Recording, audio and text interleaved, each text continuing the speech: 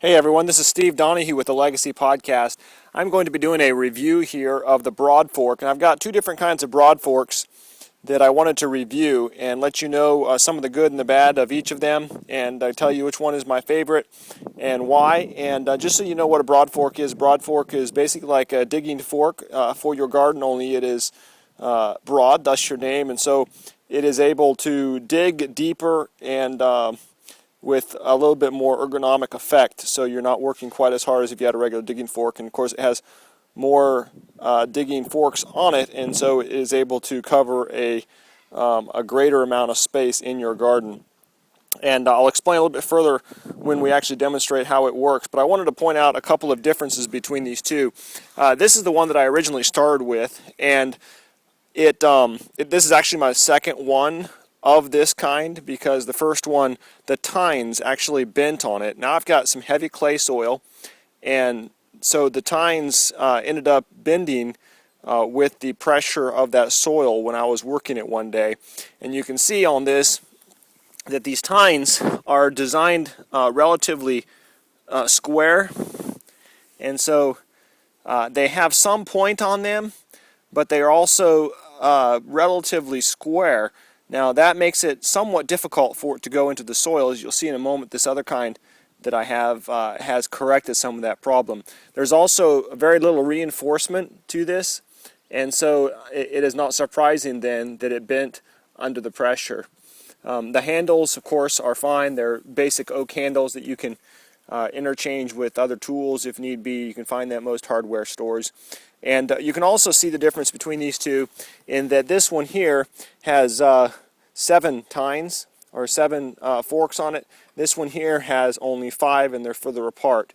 And so this one again can be an advantage if you are in a sandy type soil, but then if you had a sandy type soil you wouldn't really need a fork. Having the tines further apart actually helps because you are not lifting up quite as much soil as you're cutting through it, and it's able to get into the soil better. So this one here is my favorite, and it's from Valley Oak Tool Company, and I recently got it, and I have used it pretty good since then and have had no problems with it, and I really like the design. It's actually corrected some of the problems that I found with this one. And if you'll see here, it's got reinforcement on the actual fork itself, which keeps it from bending, and so you won't find that it will bend like the other one will.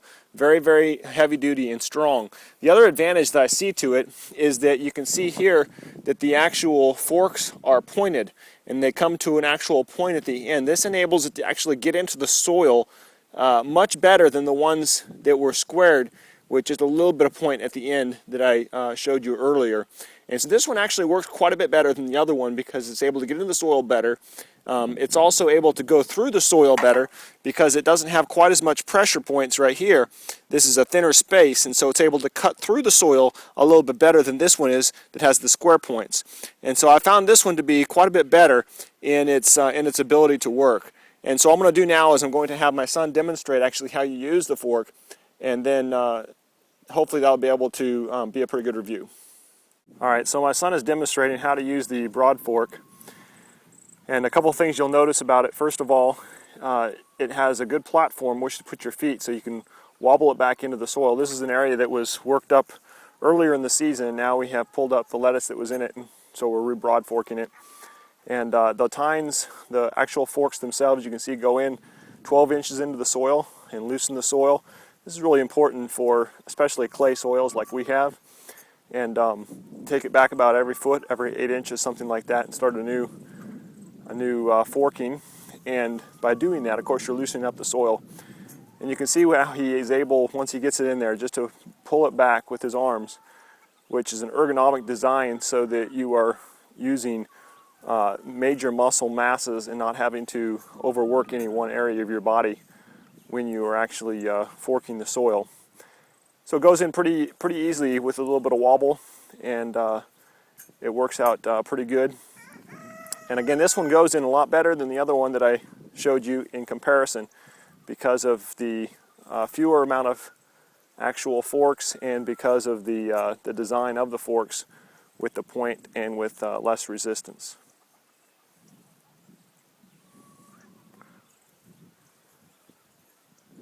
So if you're considering getting a Broadfork, I would consider getting the one from Valley Oak Tool Company, which is the one that's being demonstrated here. And with that, this has been Steve Donahue with the Legacy Podcast, helping you build a multi-generational legacy of abundance.